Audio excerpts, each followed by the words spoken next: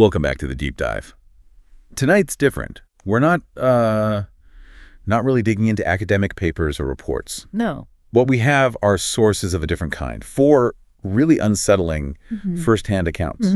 Narrative evidence, stories of terror, illusion, things that, well, they defy easy explanation. Exactly. And we're going to sort of synthesize these narratives, look for common threads, maybe patterns of fear, manipulation. Right. Especially focusing on how these alleged supernatural entities operate.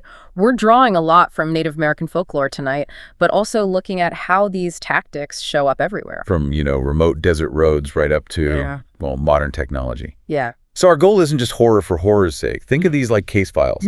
What methods are being used by these? Let's call them malevolent forces. Okay. Where do we start? Let's start in Arizona, Navajo and Hopi reservation land. There's this one encounter. People just call it the Skinwalker chase. Yes. This one comes from someone who's 29 now, but they're recalling something from when they were just 14. Right. Visiting their grandma on the reservation. It was a summer thing, apparently. Fried bread, stories. Sounds nice, actually. A cherished ritual, but this one evening changes things. Yeah. Sun's going down, sky's turning this deep, kind of ominous red. And the 14-year-old gets asked to drive a worker home. Just about 4 miles out of the valley. And, on the reservation, a 14-year-old driving, that's not necessarily unusual. It's often practical out there. Right, given the distances and isolation. So the narrator's younger brother, who was 9, comes along. Yeah, the 9-year-old brother and the family dog, they're all in the truck. So they drop off the worker. Now they're heading back towards Grandma's place. On this washboard dirt road. Yeah. And the whole feeling, it shifts fast. It does. First, they see something moving slow in the bushes. They think maybe a sheep. There's livestock that roams free there. So they dismiss it, speed up a bit. Exactly. But then this feeling washes over them. It's described as this profound, just inexplicable dread. Not just being scared. Something deeper. Yeah, like immediate, overwhelming danger, like something catastrophic is about to happen out of nowhere. And that's often a marker in these accounts, isn't it? That sudden shift from normal reality to just raw, primal terror. Primal is the word.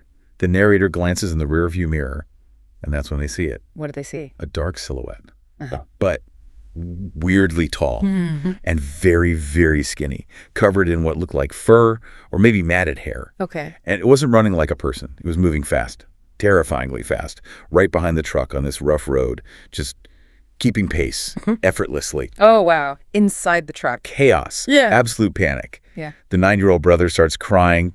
The dog is just going ballistic, barking like crazy, furious. Desperate barking. Yeah. And the truck itself is shaking violently, partly the road, partly maybe something else. And it's getting closer. That's the terrifying part.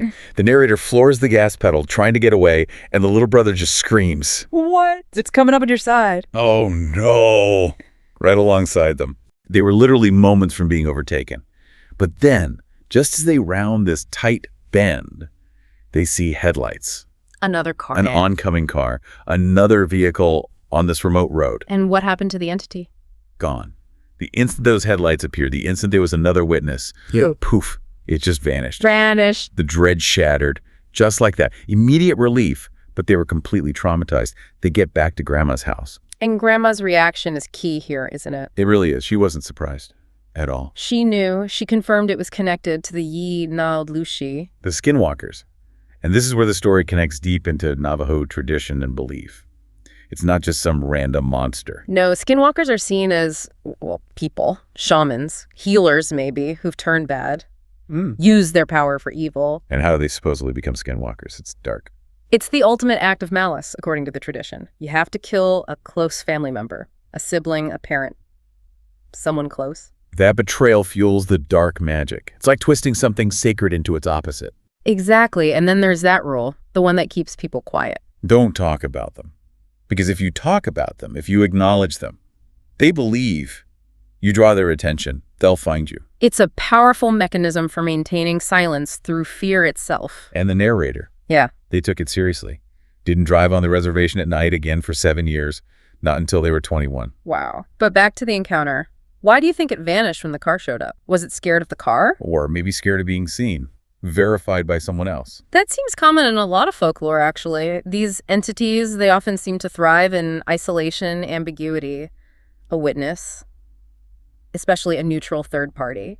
It kind of solidifies the victim's reality. Undermines the entity's power. Makes it less like a private nightmare and more like a public event. Potentially.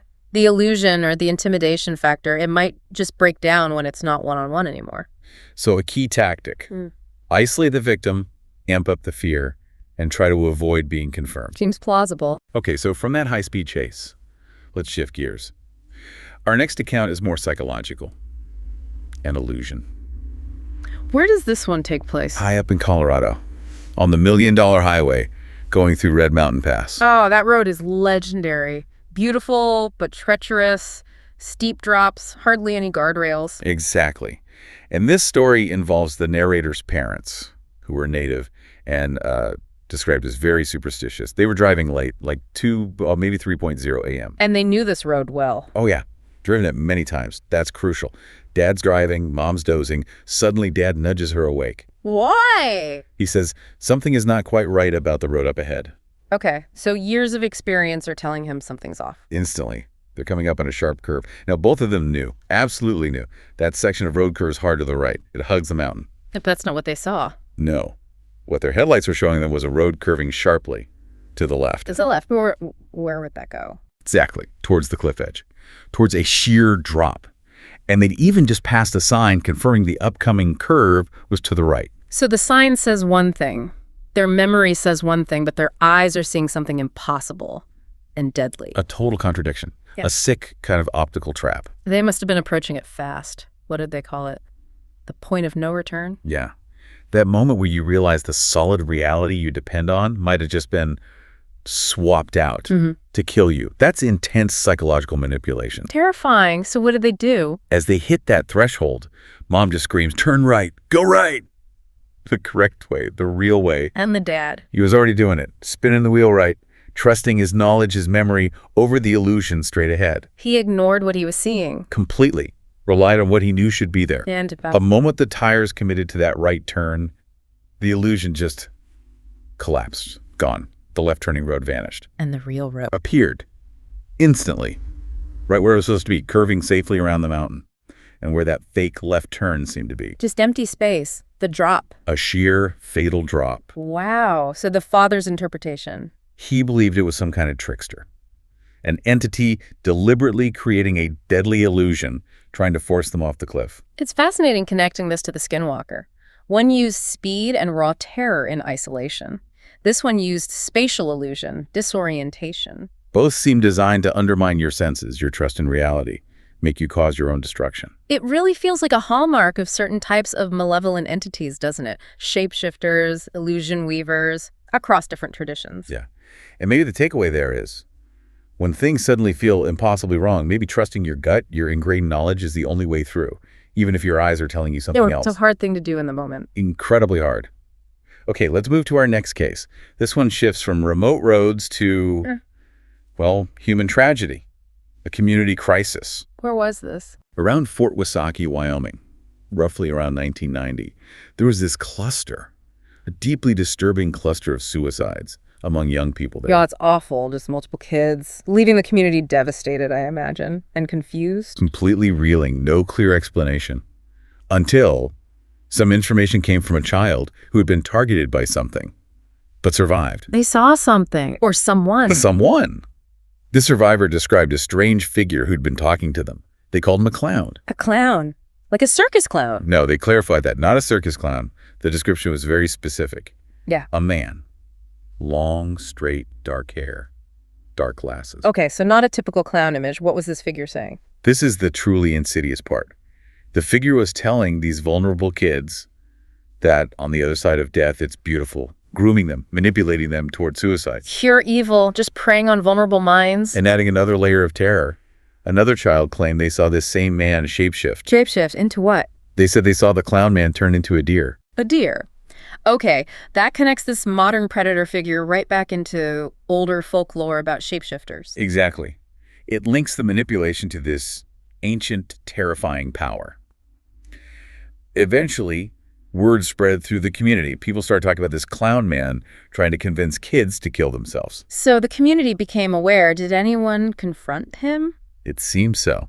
The story goes that things came to a head in Charlietown, which is a tribal housing area. An old man there heard kids yelling about the clown man being nearby. An elder? Yeah. And he apparently acted as a kind of spiritual countermeasure. He grabbed his eagle feather. Ah, the eagle feather. That's significant in many Native traditions. Always significant, right. It's not just symbolic. It represents spiritual authority, connection to ancestors, protection. A powerful tool against dark forces. So he took the feather and went out. He walked out towards where the figure was seen. Yeah. The man in nice clothes, dark hair, dark glasses. And what happened? As soon as this figure saw the old man, saw the eagle feather, he bolted, ran down into a nearby ditch. He ran. Okay. But here's the confirmation. When something came out of the ditch on the other side and kept running away, it wasn't the man anymore. What was it? It was a deer, just like the other child had claimed. Multiple people apparently saw this. The shape-shifting wasn't just a rumor anymore. Confirmed by witnesses during the confrontation. Wow. And choosing a deer. It's interesting, isn't it? A deer is often seen as gentle, sacred, harmless. Twisting that image to either get close to victims or to escape. It speaks to the cunning involved. Malicious cunning. Using innocence as camouflage. Right. So our final story tonight, it brings these kinds of unsettling encounters right into our modern lives. Using technology. Okay. How so? This involves a man named Paul. His sister had died by suicide back in February. Oh, that's recent grief. Very raw. Very. They were only a year apart, super close. Yeah. And Paul, he was struggling. His sister hadn't left a note, which left him with doubts. Was it really suicide? He was emotionally shattered, vulnerable. Understandable. That ambiguity makes grief so much harder. Then came the incident. He was 3:37 in the morning. Paul and his girlfriend are asleep. The phone rings. 3:37 a.m. That's specific. Very specific. And it woke them both up, so we know it wasn't a dream. He checks the caller ID. Private number. Unknown. Okay. Late night, unknown number. Weird. He answers it. All he hears at first is static, kind of a muffled sound. He says hello, twice.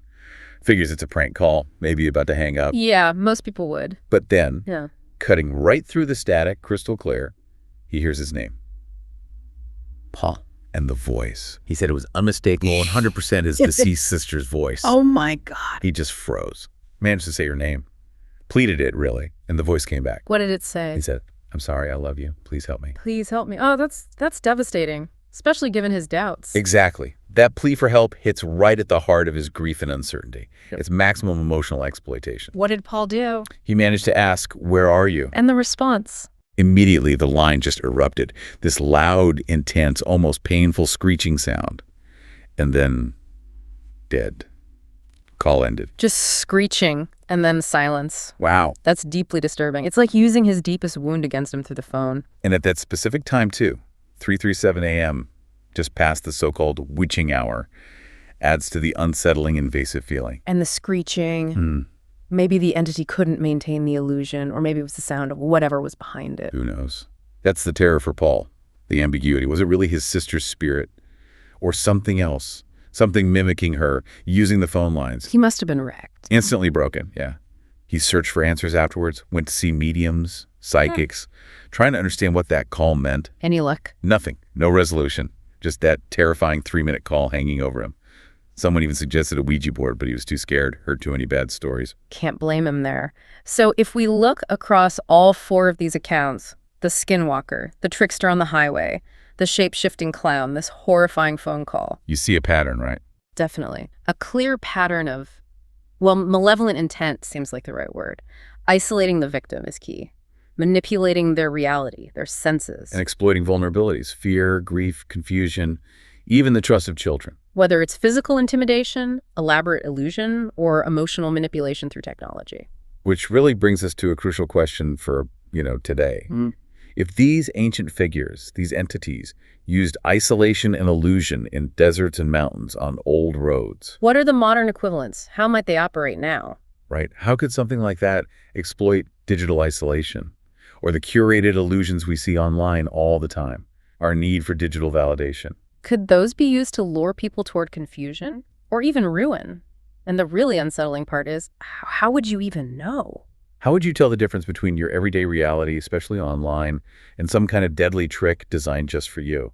when the trick might be woven seamlessly into the tools you use every day. It's a sobering thought, definitely. Makes you think about the nature of reality itself. It really does. Well, thank you for joining us tonight as we went through these unsettling accounts. If these stories chilled you, please consider hitting the like button, sharing this deep dive. And subscribing to our channel, Horror Docs, for more stories of the terrifying and the unexplained. We really appreciate your support. Until next time, stay safe, and maybe be a little mindful of the subtle manipulations that could be out there, in the dark or just maybe in the static on the line.